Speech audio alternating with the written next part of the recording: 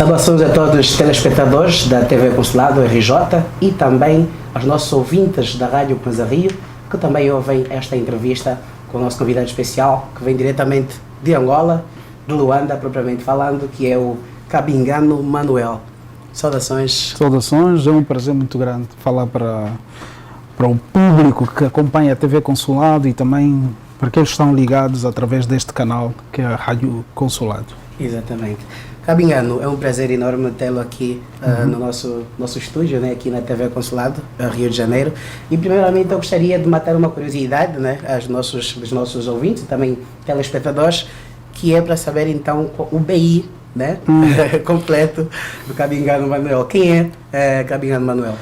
Bom, antes de mais eu quero felicitar a vossa equipa de trabalho, porque eu fico feliz quando vejo jovens assim comprometidos com o trabalho e ainda mais nesta área que é a área da comunicação, e vocês fazem aqui um exercício muito importante para aquilo que poderá ser a vossa vida no futuro, a vida profissional, refiro-me a isso, fundamentalmente quando regressarem a Angola.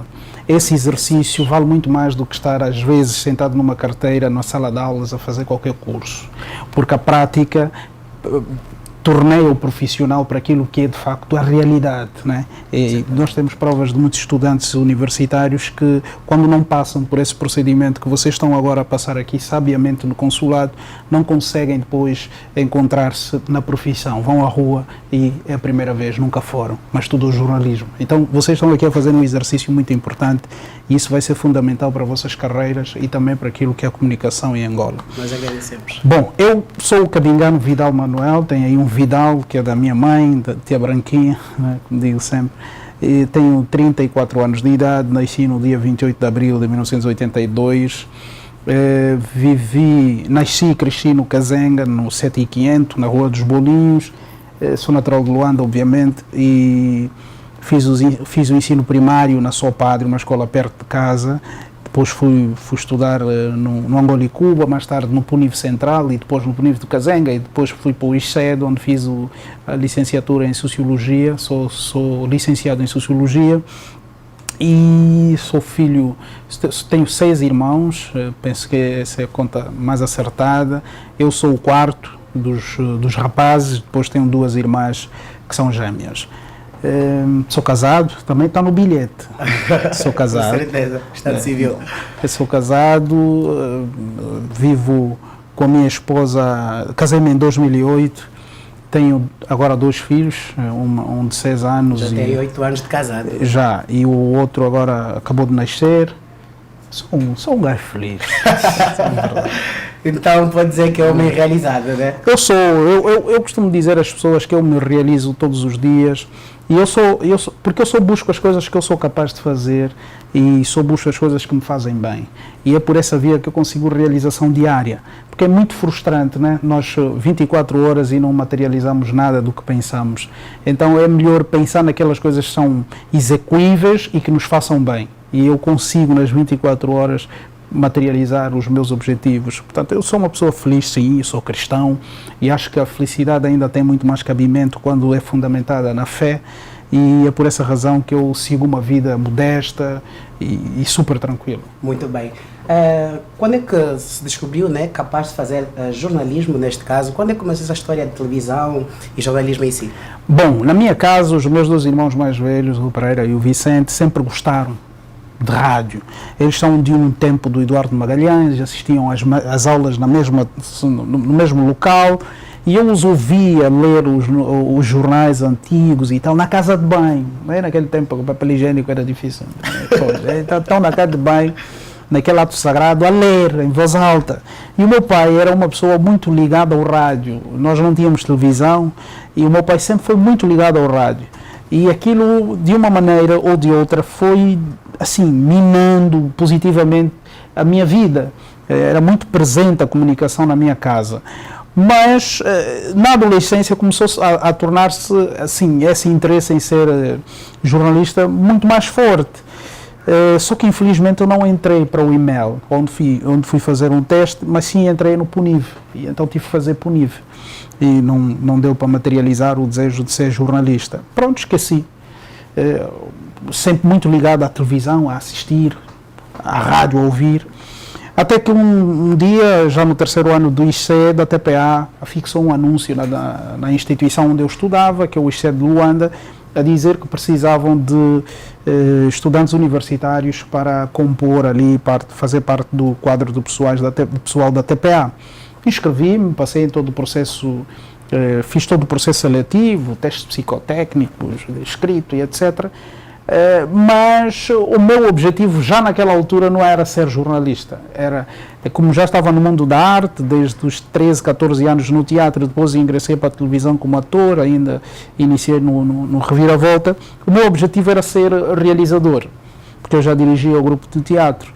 E então, na entrevista final, o que eu não sabia é que estava diante de 2 diretores de informação da TPA na altura, Isidro Sayanga e Manuel da Silva, que disseram, olha, no fim da entrevista, nós já tivemos aqui outros candidatos, mas não conseguimos ainda um candidato com essa tua facilidade no diálogo e tal, e gostávamos muito que você esquecesse toda a tua parte cultural, esse teu currículo cheio de cultura, esquece isso, e vamos aqui trabalhar na área cultural, mas como repórter. Eu assim, não, peraí, não estou a entender. Não, nós queremos que faças parte aqui do grupo de jornalistas da TPA. Eu disse, não, mas esse não é o meu objetivo, o objetivo é ser realizador. Mas tu vais te dar bem. Só que não vais poder fazer novela. Eu disse, então esqueçam, não quero, bye bye, foi um prazer, e etc. Eu disse, olha, se decidires aceitar, a tua vaga está aqui. Podes voltar quando quiseres. E eu fui, contrariado. Encontrei um amigo que é realizador na TPA, o Alberto Botelho, que aconselhou-me a voltar e aceitar, ainda me chamou de burro e tal. Eu voltei e então aceitei e fiquei na redação, fiz formação, até que subi e tornei-me no repórter. Exatamente. E como é que foi então esse processo de transição, né, de ator para repórter? Porque acredito que, assim como eu, muitos angolanos viam-te mais atuando, né? Neste caso nas telenovelas da televisão pública de Angola, e de repente, não tão de repente, claro, mas na percepção das pessoas, apareces como repórter. Parece que meio caiu de paraquedas. Então, exatamente. Então é bom sabermos a história. Como é que foi então você lidar com essa mudança na sua carreira? Bom, eu tive a graça de não ter sido levado às costas por ninguém, ou seja, não ter sido uma transição pela vontade de alguém ou por alguma cunha, não.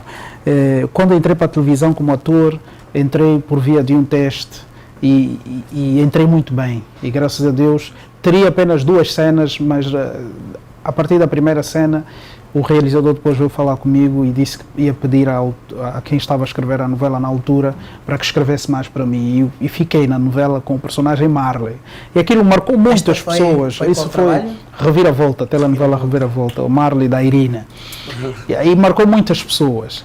Depois de um tempo as pessoas começaram a ver-me na televisão como jornalista. Mas assim, então não é aquele ator. Pois é. Mas como nós passamos num processo de formação que colocou as nossas capacidades à prova, estávamos aí a fazer o nosso trabalho de como aprendemos. E então rapidamente as pessoas começaram a entender que o Marley, porque as pessoas ainda dizem isso, cresceu. Olha, ele agora é jornalista. E então viram esse crescimento na televisão e rapidamente foi muito bem aceito, até porque a direção da televisão fez uma coisa que para mim valeu muito e contribuiu para que de facto eu pudesse ser aceito com rapidez, colocou-me a fazer coisas do meu meio, ou seja, eu era um repórter cultural. Eu fazia matérias voltadas para o teatro, para as artes plásticas, para a sociedade, até que depois, já com um certo traquejo, depois de ter comido muita batata, muito milho torrado, começaram a dar-me outras responsabilidades, né? Fui fazendo outro tipo de conteúdos, fiz inclusive política também, fiz matérias políticas, e aí fui-me conhecendo como repórter, e decidi então dar um tempo à representação, porque eu entendi naquela altura que era preciso dedicação a 100%. E nesse processo a Joana Tomás, que me recebeu na TPA e ensinou-me a parte prática, essa que eu falei-vos aqui, queria de mim mais tempo. E eu queria ser sempre como ela. E até às vezes dizia, chefia, eu tenho que fazer melhor. eu tenho que fazer mais. Isso. Quer dizer, era uma provocação sem desrespeito. E logo no primeiro ano que instituíram o Prémio Nacional de Jornalismo, já os meus trabalhos estavam a concorrer, inclusive com a Joana Tomás, que é a minha, assim, mestre naquilo que é a arte de fazer. E no ano em que ela ganha o primeiro Prémio Nacional de Jornalismo, eu tinha lá também reportagens a concorrer. E até que chegou o meu dia, né? Eu já fazendo Gente da Banda aqui, fui vencedor do Prémio Nacional de Jornalismo também. Penso que é um percurso, assim, vamos fazendo, né? O caminho das pedras. Exatamente. Falou agora do Gente da Banda, eu sei que na altura esteve cá no Brasil, informação, mas também viajava para outros países para então trazer as histórias dos angolanos na diáspora. Como é que foi fazer então, como é que foi este período da sua vida, da sua carreira? Como é que era fazer este programa que muitos angolanos se reviam e viam também como é que é o modo de vida dos angolanos no exterior? Eu comecei a vir ao Brasil em 2005, 2006, por aí, e sempre tive interesse de me instalar no Brasil para formação. Quando vim a primeira vez, vim convidado pela Universidade da Bahia e fui fazer uma palestra lá, em Santo Antônio de Jesus. E a pessoa que esteve comigo, que acolheu-me, que é Paulina Teixeira dos Santos, é para mim, uma mãe brasileira, dizia, um dia vais viver aqui. Para que fim, não sei, mas um dia vais viver aqui por um tempo. E ela veio ao passeio primeiro? Sim, vim para esse intercâmbio académico. Fui-me embora, depois voltei para gravar a novela Minha Terra, Minha Mãe, ficamos aqui uns 8 meses na Barra da Tijuca, depois fui novamente. Em 2010 voltei para fazer um levantamento, porque queria, como eu sempre gostei de fazer as coisas um pouco, assim, para além da prática, eu gosto de juntar a teoria, né? E então eu sou licenciado em Sociologia e não tinha formação, digamos assim, académica do ponto de vista do jornalismo. E apesar de ter feito um curso dentro da TPA para que pudesse ser repórter. E então senti essa necessidade e vim fazer um levantamento para fazer aqui uma pós-graduação em jornalismo investigativo, já pensando nisso em 2010 finais mais ou menos. Em 2011 no Brasil não existia a pós-graduação, a turma não formou e não arrancou. Vocês sabem o que eu estou querendo dizer? Não formou a turma, não arrancou. E então tive que contentar-me com uma pós-graduação em gestão de comunicação. Mas essa formação foi em que universidade? Aqui? Fiz aqui pelo Instituto IGEC, que é pela faixa. Fiz a gestão estratégica de comunicação, porque também sempre ambicionei gerir comunicação no setor público. E então fiz essa pós-graduação. Esperei que formasse a turma de jornalismo investigativo, não formou de novo. Tive que fazer um mestrado. Disse, não, vou fazer. Como agora fiz uma pós de gestão de comunicação e quero gerir comunicação no setor público, vou fazer um mestrado em administração. Então fui fazer o mestrado em administração na Fundação Getúlio Vargas. Logo que entrei na fundação, formou a turma de jornalismo investigativo aqui na ESPM. Aqui na ESPM. Na Escola Superior de Propaganda e Marketing. Que é a excelência, né? Isso. No que a propaganda ao marketing diz respeito, né? É a excelência, uma referência. E então inscrevi-me e fiz a pós-graduação em jornalismo investigativo. Finalmente. Finalmente. E então, em 4 anos e pouco, consegui fazer essas 2 pós-graduações e o mestrado em administração pela Fundação Getúlio Vargas. Defendi a minha dissertação falando de gestão num estudo de caso da TPA. E dividi tudo isso viajando como repórter e correspondente da televisão cá. Fazia as matérias para o telejornal e outros serviços noticiosos da televisão pública de Angola, viajava fazendo Gente da Banda e conteúdos para o Flash, de modo assim muito excepcional, né? Mas o meu foco era o Gente da Banda, que é um conteúdo que nós criamos para mostrar a vida do angolano fora da terra, aquela gente da nossa banda. Viajei muito pelo Brasil, conheço, ainda agora há pouco estive a ver um trabalho de dissertação de um jovem angolano, olhei assim para o nome, eu conheço esse jovem, já fiz Gente da Banda com ele em Uberlândia, né? E há dias um outro amigo mostrou-me, olha, Redenção, eu já estive em Redenção. Fui em muitos lugares do Brasil, conheci muita gente que acabou fazendo parte da minha vida. Fui a outros lugares, era o correspondente da América, fui muitas vezes aos Estados Unidos, à Venezuela, fui a Cuba, fui ao Panamá, onde tivesse notícias de que da existência de um angolano, eu ia atrás. E essas histórias eram tão importantes para mim, né, enquanto repórter, como para Angola, porque são filhos que deixaram o país há muitos anos e Angola não os conhecia mais. E que também podiam servir de inspiração, né? E eles continuavam vivos e muitos deles com um sentimento patriótico superior a de quem vive em Angola. Ou seja, eu encontrei angolanos, tão angolanos, não obstante o facto de estarem longe do país há 35 anos. E algumas pessoas que eu conheci que depois desapareceram, morreram mesmo, acabaram se tornando assim numa perda também para mim, porque partilhei momentos com eles indescritíveis. Porque o jeito da banda era entrar na casa da pessoa e entrar na vida da pessoa e almoçar com a pessoa. Portanto, quando passas essas fronteiras da vida de alguém e o tempo que ficas com ela acaba sendo parte da tua vida e tu parte da vida dele. Até porque nós éramos o elo de ligação. Foi um trabalho muito importante para a minha carreira enquanto repórter e rendeu um Prémio Nacional de Jornalismo. E falando sobre este Prémio Nacional de Jornalismo, foi o complô todo das matérias que fez ou escolheu uma? Houve uma reportagem em específico que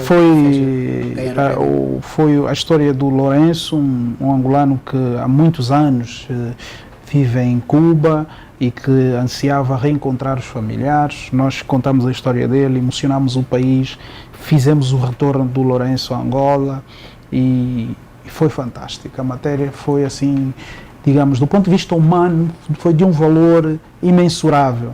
E do ponto de vista jornalístico, o júri entendeu que havia ali algum valor e daí a premiação. Foi bom para a carreira de um jovem. Foi a primeira vez que alguém venceu um Prémio Nacional de Jornalismo trabalhando fora de Angola. Isso é sério, né? E isso aí é, assim, indescritível, né? Porque eu nem lembro se alguém ganhou o Prémio Maboc trabalhando fora de Angola. Já agora, Prémio Maboc, quanto é? Eu não cheguei a ganhar o Prémio Maboc.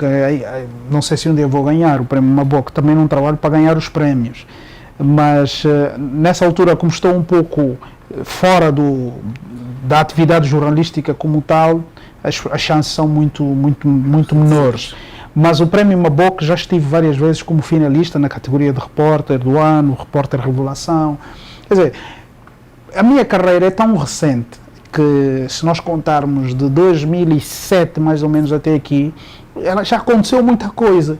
Então tudo o resto é prémio, estás a ver? É prémio. O carinho das pessoas na rua, o reconhecimento deste e daquele profissional mais antigo, mais novo, isso é prémio, isso é para a vida, né? Isso vale mais. E aliás, uma coisa importante na nossa profissão, mais do que todo o show à volta do jornalista, é o impacto que a nossa atividade profissional provoca na vida das pessoas, não pelo que somos, mas pelo que fazemos pela sociedade. E o Gente da Banda deu-me esse retorno, né, social muito interessante, porque o jornalismo tem essa responsabilidade social. Muitas vezes nós passamos ao lado dessa responsabilidade social porque o repórter quer ser o centro das atenções e depois acaba não cumprindo com a sua função. Não, nós temos que impactar através do nosso trabalho para que haja transformação, para que existam situações que mudem o status quo em determinados momentos. Isso é mesmo necessário. E não estamos aqui a falar de revoluções, estamos a falar de status quo, o teu pensamento de hoje, a situação daquela pessoa, o ambiente daquela família. Enfim, isso é fundamental na atividade jornalística. Ok. Nossa ideia é contar histórias, né? Uhum.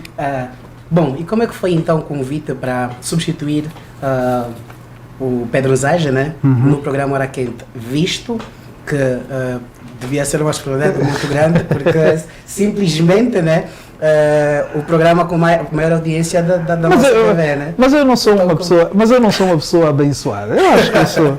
Eu digo sempre às pessoas, olha, é preciso buscar tempo para estudar, é preciso buscar tempo para orar e é preciso buscar tempo para estar com a família e os amigos. E eu consegui e tenho conseguido fazer isso. E acho que conseguindo fazer isso você só recebe bênçãos. Veja, Eu entro para a televisão como ator, depois agarro o lado do repórter, depois começam a surgir aquelas outras coisas e chega um momento que te dizem assim, tens que vir, vais assumir o programa de maior, como é que foi maior audiência, assim, tens que vir, vais assumir o programa.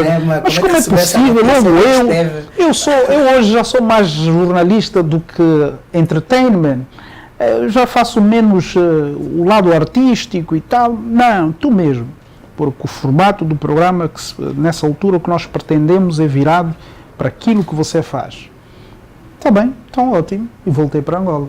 Já tinha outra proposta, antes de abraçar o Hora Quente, já sabia que voltaria para Angola para assumir outras responsabilidades editoriais e pronto, já estava a preparar, mas tive que voltar rápido, tive que voltar em 8 dias, assim do nada. Cheguei e encontrei um ambiente assim, bastante hostil, né? As pessoas dizem, mas que vai fazer o lugar do Pedro e não sei o que e tal. Ninguém nunca pensou que seria eu. Ninguém. Se alguém disser, está a mentir. Aliás, uma pessoa uma vez abordou-me pelo WhatsApp, vive na Inglaterra, e disse que sabia que era eu, mas eu duvidei. Uma outra pessoa, agora há pouco, disse-me que quando assistiu o Pedro a despedir-se, ele disse, para este lugar, só se for o meu repórter preferido. Eu também ouvi ele dizer, mas eu depois disse, nada, não pode ser. Era praticamente impensável que fosse eu. As pessoas encaminharam todos o pensamento para uma pessoa mais humorista, para Calado do Show, para o Tim Martins, o Gilmário do Vemba. Exato. Alguns até para o Coutinho. Ninguém pensou que seria um jornalista assumir aquela responsabilidade. E então eu fiz segredo, cheguei, encontrei um ambiente bastante hostil, internamente, inclusive dentro da equipa de trabalho, né? Porque foram 8 anos, o Pedro trabalhou 8 anos naquele conteúdo e fez muitos amigos dentro do ambiente de trabalho. Nenhum deles fazia fé que o projeto fosse andar também comigo. Mas Deus é bom. E nós somos abençoados, não temos problemas com ninguém. O que me motivou a saída do Pedro é uma questão que tem a ver com a empresa e com o Pedro. Eu não tenho nada a ver. Às vezes as pessoas dizem assim, você tirou o lugar do Pedro. Tiraste mesmo, eu assim, tirei o lugar do Pedro. O Pedro é uma pessoa que eu até conheço bem, já gravou novelas comigo, dá-se bem. Nós, pelo menos, não nos vimos ainda desde que aconteceu essa mudança, mas eu conheço o Pedro há muitos anos, 2005 ou 2006, provavelmente. E nunca tivemos problemas. Pedro até já me emprestou discos de PlayStation para eu jogar, ele sabe que eu sou viciado, e já ficou de me levar a casa à madrugada e chilou até tarde, fui buscá-lo na discoteca, olhou assim para mim, parou de dar uma passada, olhou para mim e disse, puta, vai ainda dormir, deixa-me dançar. E eu dormi no carro. Portanto, temos uma relação tranquila, não temos problemas nenhum. Mas já recebeu um telefonema? Já não, o Pedro já falou comigo comigo não, já falou com as pessoas sobre o trabalho várias vezes, mas é assim, ninguém é obrigado a te ligar, a te encorajar ou te desencorajar, e também não fiques na expectativa, senão wanga wabo. Você tem que fazer o teu trabalho, né? O que nós fazemos é o nosso trabalho. Eu busco me capacitar, porque o Hora Quente é um programa de entretenimento e informação. Eu não posso fazer do Hora Quente um programa banal. Eu tenho que chegar no Hora Quente e deixar coisas para quem assiste. Elas têm que aprender alguma coisa, elas têm que se entreter com respeito também, e eu busco isso. E às vezes dou como exemplo o Jô Soares. Tu assistes o Jô Soares, não vês o Jô de uma maneira sem inteligência, nunca. E então eu gostava um dia de chegar à dimensão do Jô, à dimensão de outros grandes apresentadores de talk shows.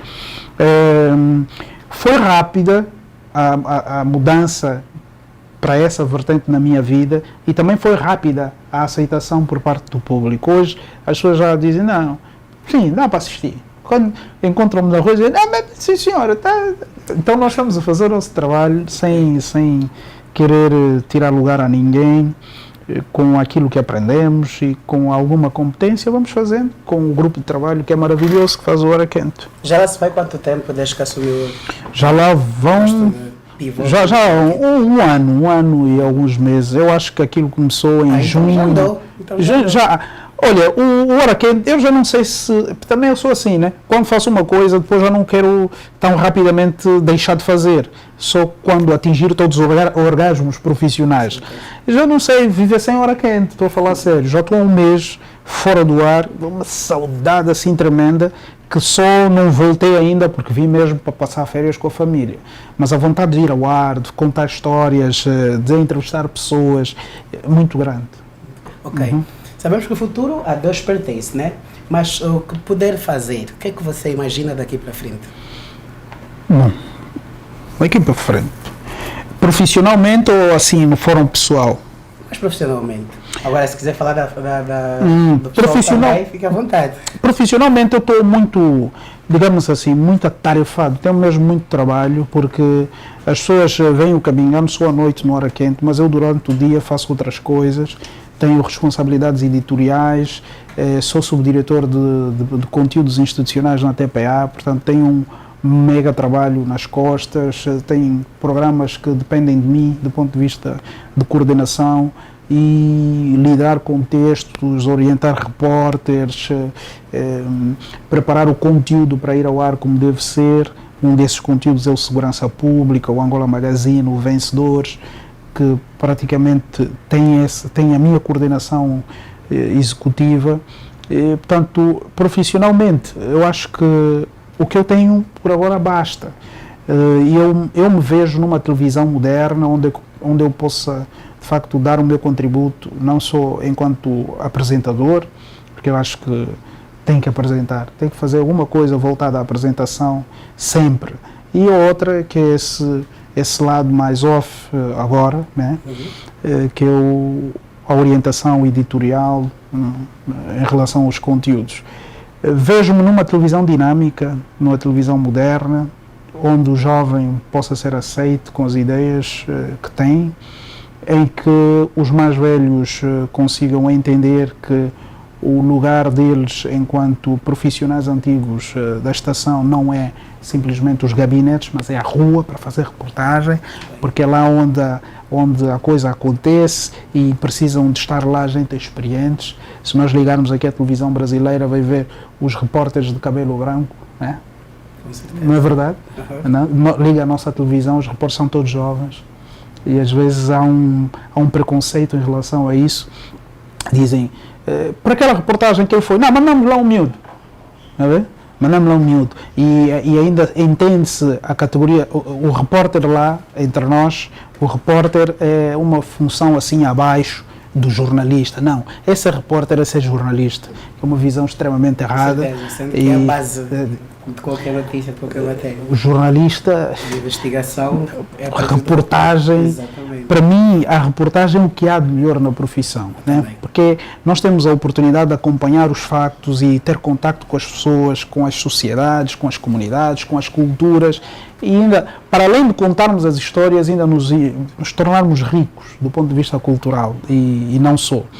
E então é preciso entender, principalmente entre nós, precisamos entender esses conceitos, e que a televisão angolana, a nossa televisão, será mais dinâmica, muito mais responsável se de facto entendermos que não há aqui uma separação entre jornalista e repórter. O jornalista pode ser repórter, o repórter é um jornalista, né? Ok. Falou então também sobre esta juventude que você acha que é necessária para o ramo em que a gente segue, pelo menos, né? E falou também que é orientador, né? Editorial. Eu gostaria então que desse algumas dicas, algumas orientações de como é que os jovens que estão na diáspora e mesmo os que têm trabalhado já, têm estudado em Angola, o que é que eles têm que seguir para poder então ter algum êxito na profissão e, claro, ter o primeiro emprego, por que não? Tem que, o jovem não pode ficar quieto. Quem está quieto está na terceira idade, que é o mais velho já, para levantar precisa de ajuda, para sentar precisa de ajuda. Nós não, nós ainda temos energia, nós em 5 minutos podemos chegar aonde quisermos. Portanto, temos que ir atrás do conhecimento, temos que ler mais, temos que frequentar mais bibliotecas. Eu, quando estudei o ensino médio e o ensino universitário, nós só tínhamos acesso à biblioteca portuguesa e saíamos do Kazenga no 33 Condel, Bailezão Condel. O autocarro do tempo do camarada presidente Agostinho Neto, que sobrou para nós da geração 80. E fazíamos uma fila às 6 da manhã na porta da biblioteca portuguesa, para depois o senhor abrir às 8h30 e contabilizar um grupo que entra, lê, depois sai e entra outro grupo. E era assim. Hoje não, hoje tem mediatecas, tem telefones que permitem ter acesso a livros em formato PDF. Quer dizer, as possibilidades são maiores, são inúmeras. E ainda há a possibilidade também, aqueles que tiveram a possibilidade de emigrar, estudam fora do país, o acesso aos livros é muito mais fácil. Então, temos que ler, temos que ir atrás do conhecimento. E jornalismo não se faz sem observação. Você tem que observar como é que os outros estão a fazer. Né? E mesmo o sofá de casa é uma sala de aulas. Você pode fazer do sofá da tua casa uma sala de aula. Troca agora, assiste Brasil Urgente. Vê lá como é que compõem aquelas reportagens e tal, onde estão os erros, como é que devia ser. Pega o livro, lê um pouco, para tentar enquadrar aquilo com base numa determinada teoria. Isso é fundamental. Você tem que se sentir provocado em estar no lugar daquele repórter e fazer diferente aquele trabalho. Encontrar furos naquela pauta e fazer daquele furo uma mega história. Porque se esse jovem esperar que o professor traga o conteúdo na sala de aulas, que entregue num fascículo e deixar por aí, nunca se vai fazer enquanto jornalista. Né? Por isso é que eu disse no início, vocês estão a fazer um exercício importante. Eu aprendi aqui no Brasil, enquanto correspondente da TPA, houve uma altura que eu fiz um crédito com um banco em Angola e recebi $15.000. Onde é que foram os meus $15.000? Pois, fui para os Estados Unidos e comprei câmera, microfone, computador de edição e vim para aqui e assisti muitos vídeos no YouTube e aprendi a editar no Final Cut e no Adobe Premiere. Quando eu não tivesse capacidade de pagar a alguém para filmar, eu ligava a minha câmera, batia o meu branco, ia para Copacabana e filmava o ambiente da Copa do Mundo, punha a minha câmera no tripé, conversava com o meu entrevistado, ele disse, senhor, faz favor, não sai daqui dessa marca, porque eu estou sozinho. E fazia a entrevista, voltava para casa, tinha o meu radinho para gravar, pedia à minha filha, à minha mulher, silêncio, vou ler, fazia um silêncio, gravava o off, despejava no meu computador, editava e mandava. Quando a redação central abrisse, às 8 da manhã ou 6, já o meu conteúdo estava por baixar. Baixavam e ia para o ar. E no telejornal, o nosso correspondente e tal. Isso foi fundamental para mim, porquê? Porque hoje, enquanto coordenador editorial, eu consigo ter uma visão, assim, tridimensional. Consigo ver questões ligadas à filmagem, um pouco daquilo que tem a ver com a edição da reportagem e a concepção do texto. E é dessa maneira que se consegue orientar o repórter e toda a cadeia a fazermos um trabalho melhor. Muito bem. Sabemos então, por último, né, para finalizar, que a situação do país já não é como antes. Uhum. Nós estamos aqui fora do país e qualquer oportunidade que a gente tem para saber propriamente como anda a situação econômica, financeira e também empregatícia do nosso país é sempre bom, né? Então eu gostaria de saber como é que está o mercado de trabalho na nossa área e também, claro, nas nossas áreas de trabalho em Angola. Está rijo. Está rijo. Não sei se ainda tem... Mas assim, Angola é um mercado novo. Nós somos um país novo, somos cobaias em todas as dimensões da vida em Angola. Cobaias experimentados, estamos a ser experimentados de todas as maneiras. Né? E agora estamos a ser experimentados do ponto de vista económico e financeiro, que essa crise não é só económica, é uma crise financeira também. Aí o problema das divisas, que dificulta a vida de quem estuda lá fora e de quem também vive lá dentro, com o aumento da inflação. Enfim, está difícil, o Estado não está a empregar, porque o Estado não tem capacidade para aguentar, praticamente rebenta pelas costuras, e o Estado em Angola ainda é o maior empregador. Temos que mudar essa ordem, esse conceito também, temos que mudar essa realidade. O privado tem que ter espaço, né? Porque é assim que funciona. O Estado tem que servir para questões mais aquelas, sim, digamos, vitais da sociedade, vitais mesmo. E então está um pouco complicado, mas há esperança, né? Temos, volta e meia, estão a surgir mais cadeias, mais canais de televisão, mais emissoras de rádio, mais jornais diários e semanais. Enfim, o trabalho, os postos de trabalho estão aí, só que com essa restrição na admissão do pessoal, porque não há dinheiro para pagar as pessoas. Mas eu acho que quando essa crise passar, nós voltaremos a ter um momento bom para essas pessoas que se estão a formar, mas ainda assim eu aconselho as pessoas a lutarem, né? Porque é na crise que deve-se buscar a oportunidade. Então o jovem angolano que estuda aqui fora, ao invés de pensar que está a estudar para ir trabalhar para alguém, por que é que não começa já a pensar em estudar para montar o seu próprio negócio e empregar outras pessoas, né? Pode ir lá, vai para a comunidade, monta uma rádio comunitária. Esse projeto que vocês têm aqui funciona numa cidade, num bairro, num município. Emprega, vai encontrar patrocínios, já há sempre pessoas também interessadas que nunca entenderam esse conceito. Uau! Então vamos, bora! E segue, olhar para o Brasil e buscar os melhores exemplos, como é que é os jornais comunitários, as rádios comunitárias, as televisões comunitárias, o que é que podemos fazer, porque é nesse momento de crise que se deve visionar a oportunidade. E quem tem capacidade para apoiar, olha para a iniciativa e para a ousadia do jovem, ou não jovem, né? E abraça e injeta, ainda que injetar um pouco, mas tens aí alguma coisa para manter o negócio. Então penso que tem que ser desta maneira, não pensem simplesmente em estudar e voltar para Angola e ficar no mercado. Estou aqui no mercado, eu não tenho emprego. Não, tem que lutar. Muito bem. Cabingano Manuel, muito obrigado por aceitar o nosso convite.